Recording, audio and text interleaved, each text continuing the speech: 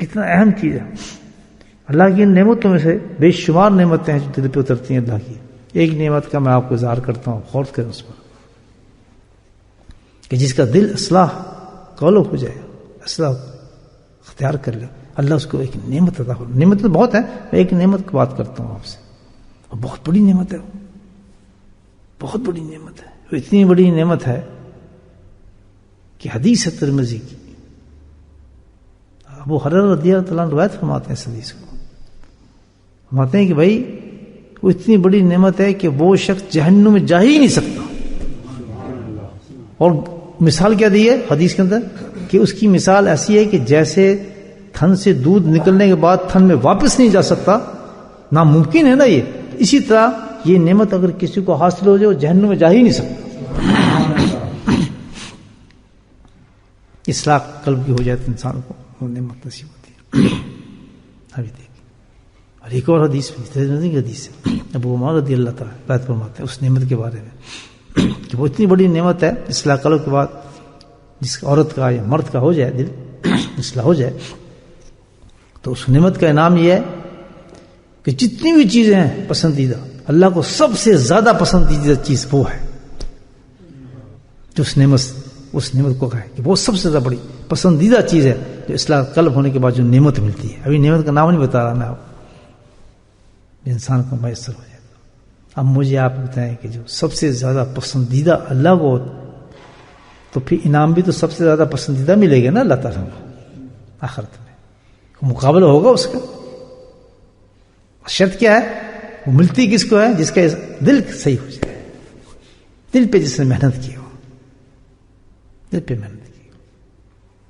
ہم جتنی دنیا پہ محنت کرتے ہیں اس کا کچھ حاصل نہیں ہے، سوائے اس کی کہ چند دن کی جو زندگی ہے اس میں ہمیں تھوڑی آسائش مل جاتی ہے، آسائش مل جائے گی اپنی مرضی کے مطابق، لیکن اس کے علاوہ کچھ نہیں دوستو.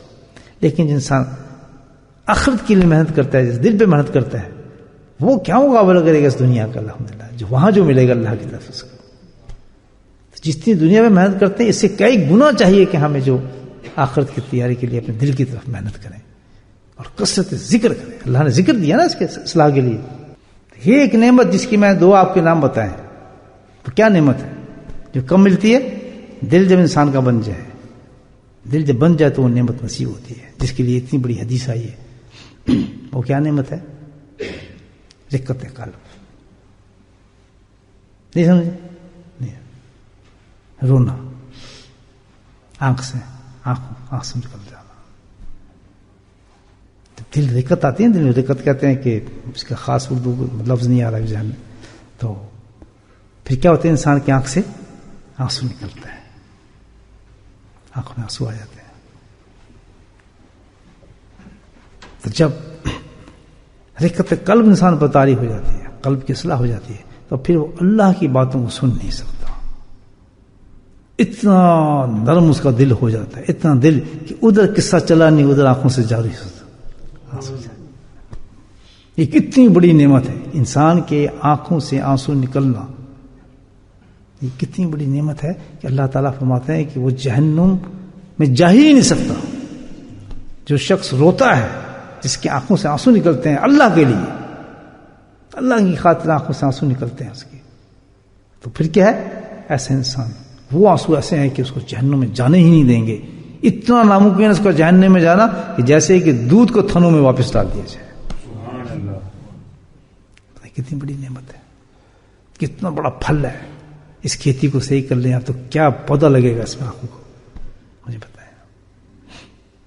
کتنی بڑی چیز ہے دوستو. ملتا کب ہے؟ اس لیے جیسے دل سونا شروع ہوتا ہے اس میں دقت آنا شروع ہو جاتی ہے. اللہ ہوگا، پھر پتہ نہیں چلتا کہ پڑھ کون رہا ہے، سنا کیا رہا ہے.